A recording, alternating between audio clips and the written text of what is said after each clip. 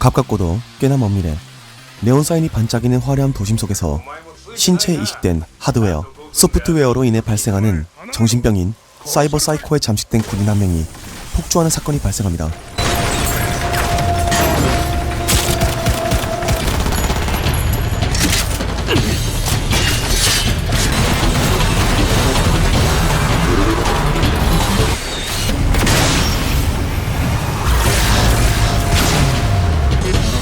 수많은 사람들을 살해하고 사살당한 군인. 그 장면의 데이터를 그대로 구경하던 주인공 데이비드는 감탄을 금치 못했죠.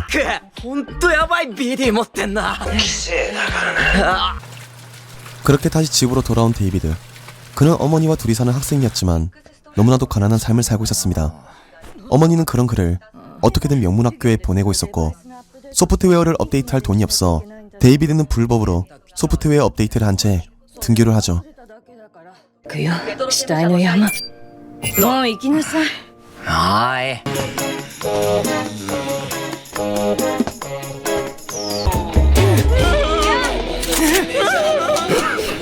ちらはトラウマチームです。契約者のもとへ急行中です。付近のエ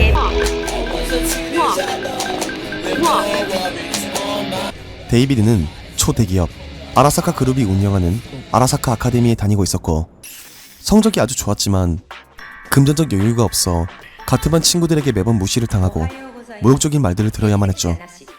制服なしとかふざけるなよ。俺なら恥ずかしくて学校に来れないぜ。 심지어 소프트웨어 불법 업데이트로 인해 학교의 시스템이 고장나버리기까지 합니다.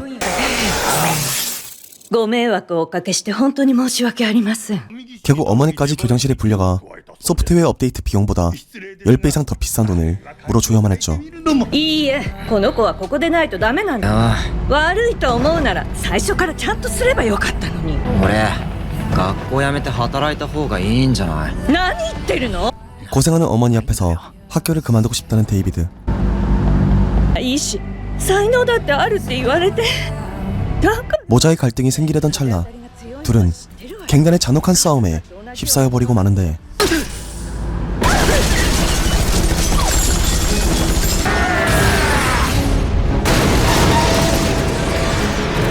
고가의 보험사는 위험한 두 사람을 보고도 모른 척 지나가버리고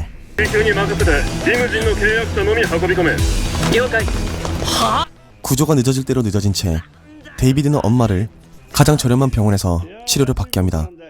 그동안 그는 수술비와 월세를 마련해야만 했죠. 이리저리 가진 것을 팔아보아도 돈은 어림도 없었고 그는 어머니의 소지품에서 폭주했던 군인의 부품인 산 데비스탄이 있는 것을 발견하게 됩니다. この間のデバイスのアップデートでこっちはひどい目にあったんだぜ。嘘だろ、そんな安いわけないじゃん。イニシャル消されてんな。やっぱ軍用なんだろうな。 데이비드가 아둥바둥 돌아다니는 사이 같은 반 금수저 학생들이 시비를 벌어오기 시작하고 패드립까지 쳐버리고 맙니다. 俺は別に貧富の差でわかるか？悪い、さっきから何言ってるかわからないんだけど。それだ！さっき言ったよな、学費払ってりゃ問題ないんじゃないの？昨日タカアカデミーの学費を稼いでる？費を上げるとしたら方法は一つ。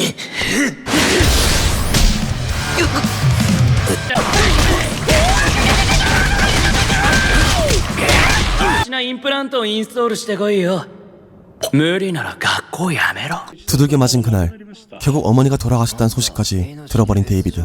그의 어머니는 가장 저렴한 화장 서비스를 이용해 작은 캡슐에 담긴 채 돌아왔고 하나뿐인 혈육을 잃은 그에게 자신을 때린 그 녀석이 전화로 그의 어머니를 조롱하고 모욕을 해버렸고 学校に通わせるために犯罪にまで手を染めて。 결국 데이비드는 눈이 돌아버려 팔기로 했던 산 데비스탄을 챙긴 채 불법 수수실로 향합니다. こいつを俺にインストールしてくれ。なんだろう、売るって話じゃなかったか。売らない。お前がくたばった時もただで俺がいただく。 자신의 몸에 싼 데비스탄을 이식한 채 아카데미로 찾아간 데이비드는 자신과 어머니의 명예를 위해 깝쳐대는 녀석의 죽통을 돌려버립니다.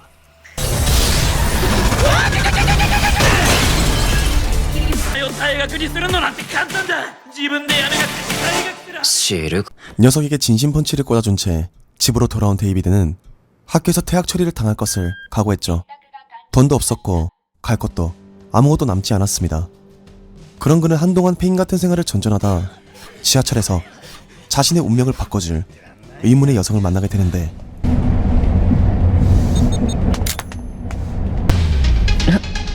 사람들의 칩을 훔치던 여자를 목격한 데이비드. どっかで会った私が狙うのは荒坂のやつだけじゃあ俺はコーポに賢く育ててくれた親に感謝なさい 아라사카의 사람들만 노린다는 여자의 말에 돈이 필요했던 그는 그녀와 같이 일을 하기로 결정합니다. 그녀의 이름은 루시. 데이비드는 루시가 알려주는 대로 산 데비스탄의 능력을 활용 그녀의 시험에 통과하게 되죠. 簡単すぎチュートリアルはもういいだろオーケーじゃやるじゃないモンスタークリアねリスクは最小限よ 하지만 능력을 많이 사용한 탓에 데이비드는 쓰러져 버리고 말고 구급차를 타고 이동하던 도중 그의 부품을 노린 간호사를 루시가 처치하고 목숨을 건져줍니다.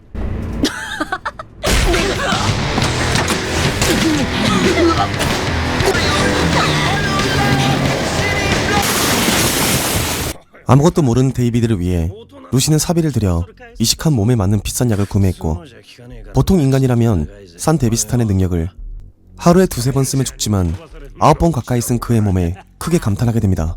使いすぎはやめとけ。せいぜい1日に2度、多くて3度までだな。今日はもう仕事はやめねやれるよ俺 밖에 나와서도 일을 계속하고 싶다는 그의 말에 루시는 갈 곳 없는 데이비드를 자신의 집에 데려갑니다. え座ってビールしかないからビールねあ炭酸とタバコは苦手なんだそんなやついる 처음 여자의 집에 간 그는 긴장한 채로 둘은 맥주를 마시며 꿈에 대한 이야기를 나눴죠. 데이비드는 엄마의 바람대로만 살았을 뿐 꿈 같은 것은 존재하지 않았습니다.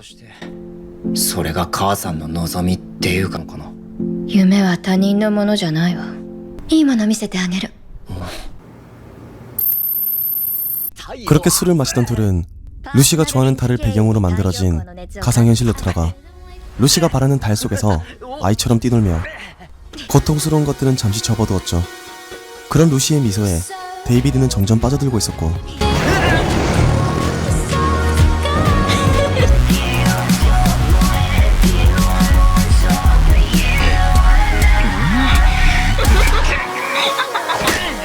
처음으로 행복을 느끼던 그의 앞에 에러가 뜨기 시작하며 의문의 남자가 나타나 데이비드를 두들겨 패 기절시킵니다.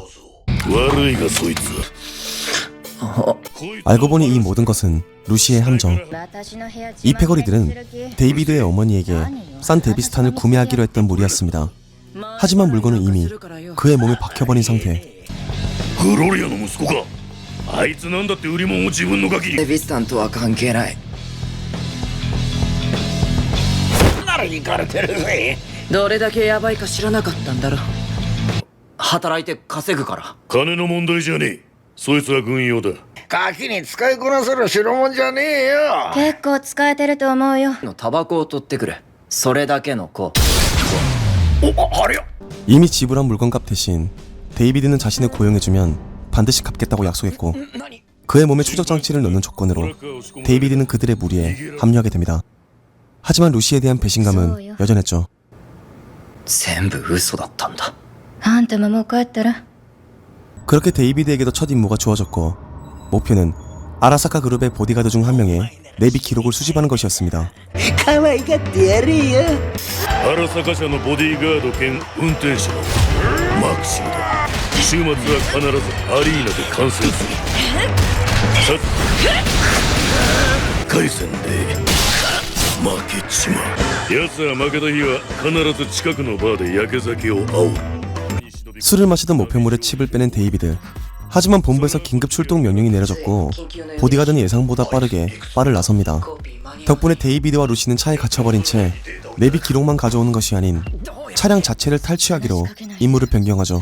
荒坂のセキュリティってほんとムカつくダメ限界来るよ出たわ。あと少しずらかって間になんとかしろ。かまっ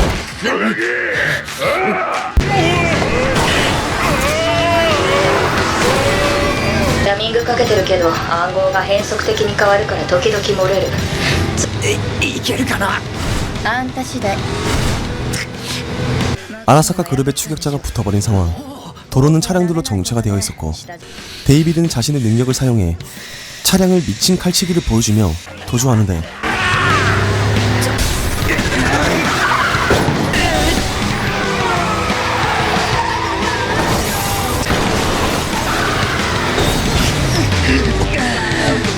에너지를 다 쓴 채 겨우 목적지에 도착한 두 사람. 待ってて。 하지만 데이비드의 목을 노린 추격자 하나가 붙어버렸고 위기의 순간 리더가 나타나 추격자를 다진 고기로 만들어버립니다.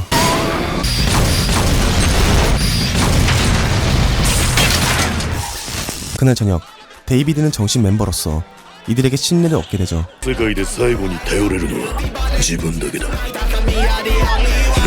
あんたが一晩中何してるか分かった。金が貯まったら何か買うんだな。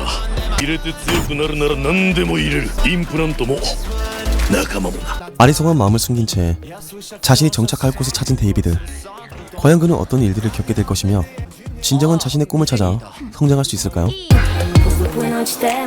이 작품은 한국에 며칠 전에 풀린 넷플릭스 시리즈 사이버펑크 엣지 러너라는 작품입니다.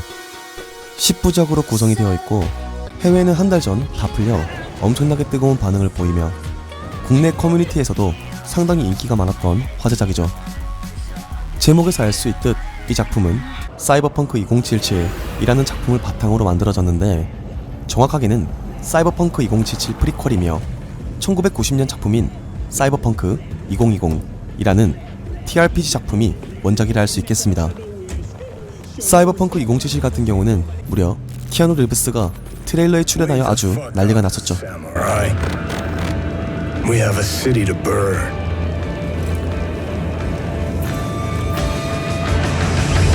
게임 특성상 욕설이 굉장히 많이 등장하는데 한국 더빙이 맞나 싶을 정도로 적나라한 더빙까지.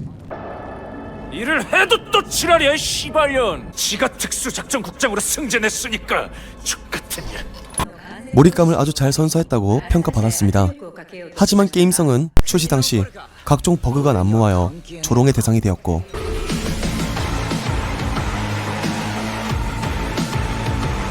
현재는 많이 고쳐지고 발전하여 애니메이션 덕분에 게임 판매량까지 확 증가하고 있다는 이야기들이 전해지고 있죠. 아무리 시대가 발전했다고 하더라도 돈 많은 자가 우위에 서 있는 부익부 비니비니 변하지 않는 トラッカーを仕込むだけだ。 오히려 더 인간성이 사라지고 잔혹해진 미래의 배경을 정말 잘 표현한 작품이 아닌가 싶었습니다. 잔인하고 야한 장면들을 필터링 없이 그대로 내보내며 미래의 간접적인 느낌을 굉장히 잘 전달하면서 사이버펑크 세계관과 맞게 인간성과 감정이 없는 로봇이 합쳐진 듯한 느낌을 받을 수 있으며 애니메이션 영화인 파프리카가 가끔 생각이 나는 듯한 배경음악과 사파 장면들, 데드맨 원더랜드와 에반게리온의 레이가 생각나는 백발의 비밀이 많은 매력적인 히로인까지 메타버스와 전기차 등 시대가 갑작스러운 변화의 흐름을 타고 있는 지금 사람들은 이제 포스트 아포칼립스가 아닌 사이버펑크틱한 매력들에 빠지고 있습니다. 혹시 이 작품을 그저 애니메이션이라고 보려하고 계셨던 분들이 계시다면 지금 바로 넷플릭스에서 시청하시길 바라겠습니다. 2022년 최고의 애니라는 말이 나올 정도로 해외에서 큰 반응을 얻은 사이버펑크 엣지 러너였습니다. 그럼 시청해주셔서 감사합니다. 이상 홍시네마였습니다. なんでだろう。あんたには見せてもいいかな。